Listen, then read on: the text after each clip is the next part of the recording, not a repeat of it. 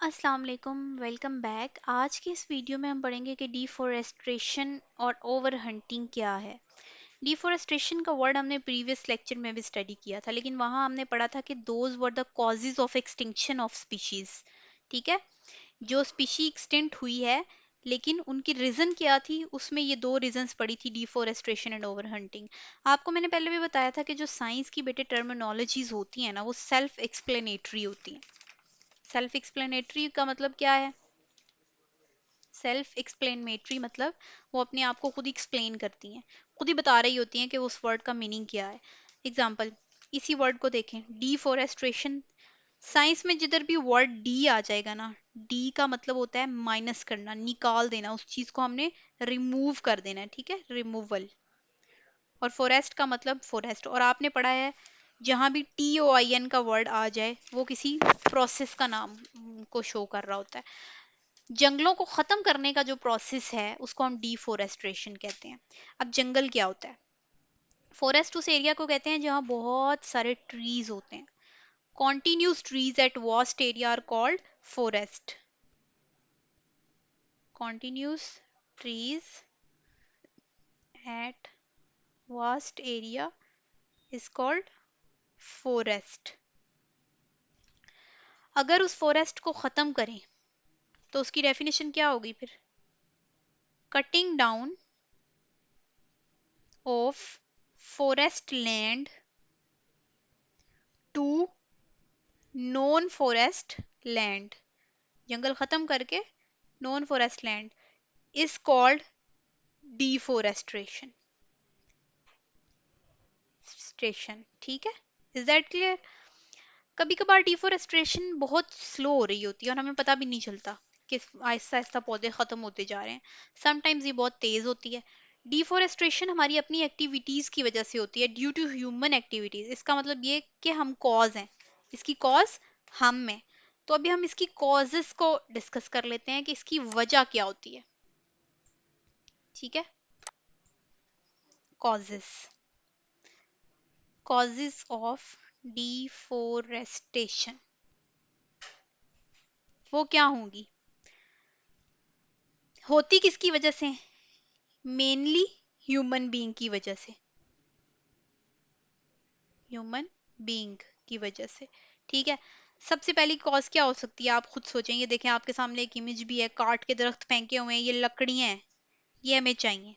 ठीक है, किस लिए? For obtaining would. लकड़ी चाहिए इंसान को, जंगल काटे जा रहा है, काटे जा रहा है। ठीक है, वो लकड़ी को बेचेगा, उससे फर्नीचर बनाएगा, जिस तरह भी उसको इस्तेमाल करेगा। ठीक है, दूसरी आप किस लिए कर सकते हो? For agriculture. ठीक है, जंगल खत्म करके आप फसलें लगा रहे हो। ठीक है, आप उनको फसलों में तब्दील किए जा रहे हो। और मेन रीजन इसकी क्या हो सकती है? पॉपुलेशन बढ़ रही है। पिछले लेक्चर में हमने कितना डिटेल स्टडी किया कि डेथ रेट कम हो रहा है, बर्थ रेट ज्यादा हो रहा है, लोगों को रहने के लिए जगह चाहिए। फॉर अर्बन डेवलपमेंट, शहर बन रहे हैं, हाउसिंग स्कीम बन रही है, कॉलोनी बन रही है। ठीक है, ताकि लोग ज्यादा से ज्यादा रह सकें। तो बेटे ये सारी वजूहात हैं। लकड़ी हासिल करनी होती है इंसान ने, उससे फर्नीचर बनवाता है, उससे चीजें बनाता है, इसको इंपोर्ट एक्सपोर्ट करता है, और फिर उसकी जगह जंगल काट के जो है अपनी जरखेज वहां पर जमीन बना लेता है, फसलें लगा लेता है, या फिर अपने घर बना लेता है। ये सारी वजूहात हैं, कॉजेज हैं। और इसकी मेनली डायरेक्टली इनडायरेक्टली देखा जाए तो ये ह्यूमन की वजह से हो रहा है। दूसरी चीज हम पढ़ लेते हैं कि इसके करने से इफेक्ट क्या हो रहा है। इफेक्ट्स ऑफ डिफोरेस्ट्रेशन पढ़ लेते हैं। जंगल खत्म करने के नुकसानात ही आएंगे ना इसमें। ठीक है, इफेक्ट्स क्या, कभी भी फायदा तो नहीं हो सकता ना। डिफोरेस्टेशन ऑब्वियसली नुकसान है। नुकसान क्या होगा, उसके पॉइंट्स पढ़ लेते हैं। सबसे पहले क्लाइमेट की बात कर लेते हैं। ठीक है, सबसे पहली चीज क्लाइमेट। क्लाइमेट की बात कर लेते हैं। क्लाइमेट चेंज जो होगा, अगर क्लाइमेट चेंज, सबसे पहले अब कितनी सिंपल सी बात है कि जिस एरिया में ज्यादा दरख्त होते हैं वहां पर एवेपोरेशन ज्यादा होती है। एवेपोरेशन ज्यादा होती है तो वहां पर ज्यादा बादल बनते हैं, बादल ज्यादा बनते हैं तो वहां पर बारिशें ज्यादा होती हैं। और बारिशें ज्यादा होने की वजह से वहां पर क्लाइमेट साफ सुथरा अच्छा रहता है। ठीक है, तो पहला इसका ड्रॉबैक क्या हो गया? Climate change.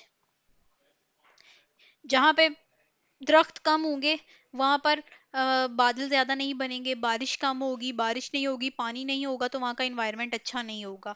दूसरा मेन इंपॉर्टेंट इसी से रिलेटेड है कि जंगल जो होते हैं हमारे, फॉरेस्ट दरख्त पौधे जो हैं वो आंधियों को रोकते हैं। ठीक है, साइक्लोन, टॉर्नेडोज, ये नाम आपने सुने हुए ना, अगर दरमियान में इनके जंगल आ जाए तो वो हवा का प्रेशर कम हो जाता है, तो उसकी वजह से ये भी हमारे क्लाइमेट चेंजेस में आ जाते हैं। सेकेंडली, कोई भी दरख्त जब होता है ना तो उसकी रूट्स जो सॉइल के अंदर दबी होती है, उन्होंने जमीन को रोका होता है, मट्टी को वो डिस्प्लेस नहीं होने देते। आपने सॉइल इरोजन का वर्ड सुना है, जमीनी कटाव।